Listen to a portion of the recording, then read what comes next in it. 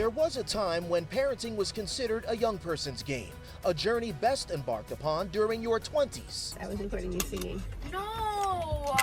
Certainly not in your 30s, 40s, or beyond. At this point, all my friends have teenagers. But don't tell that to Joy Altamari, who, along with her husband Frank, is relishing the experience of raising their daughter, Ella. You had your daughter in your late 30s. Correct, at 38. Joy is now in her mid-40s. Instead, I'm going to the 3rd grade PTA meeting or the class parent with other moms, but I'm a decade older than them. There's no way to tell this story of the joys of parenting at an older age without addressing the obvious, more practical concerns.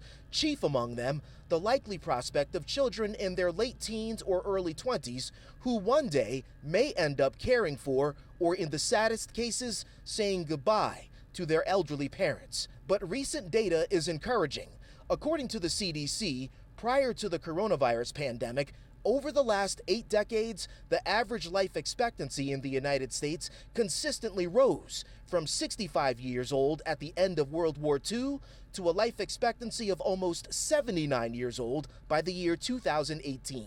In a lot of ways, it's challenging because I'm not that young mom. I'm not going to go outside all day and play in the park, but I am more patient. I'm calmer. I feel like I'm raising a child with more empathy because I've learned empathy. Empathy, I think, takes time, right? And we talk about this phrase of pouring into her. I would have never thought of that at 25, 26, 27, because I would not have experienced it myself. Joy is not alone.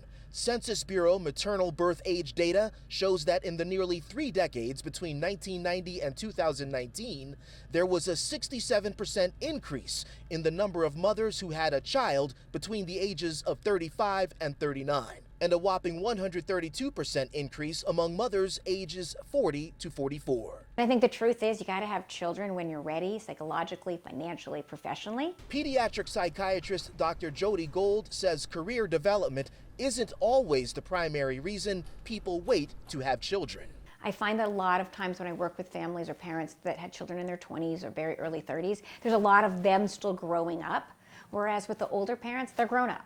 They've done everything they needed to do. They're ready to focus on their kids. They're psychologically ready to be a parent. Ball State University economist Michael Hicks says, generally speaking, children of older parents grow up with more resources. More commonly, the children of older parents have, their parents will have saved longer, they'll be farther along in their career, so they'll be able to better provide for them.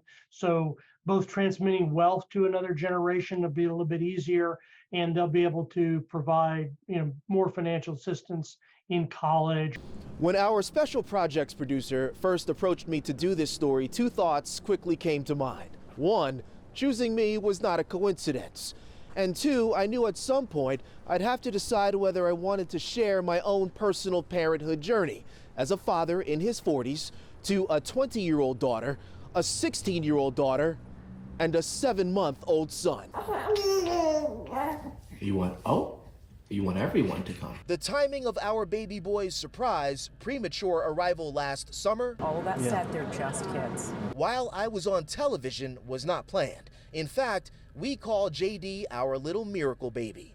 He came along naturally, several years after my wife and I first began trying to have a child. So as a father who's already helped raise 2 daughters, here I am again, only this time as a boy dad.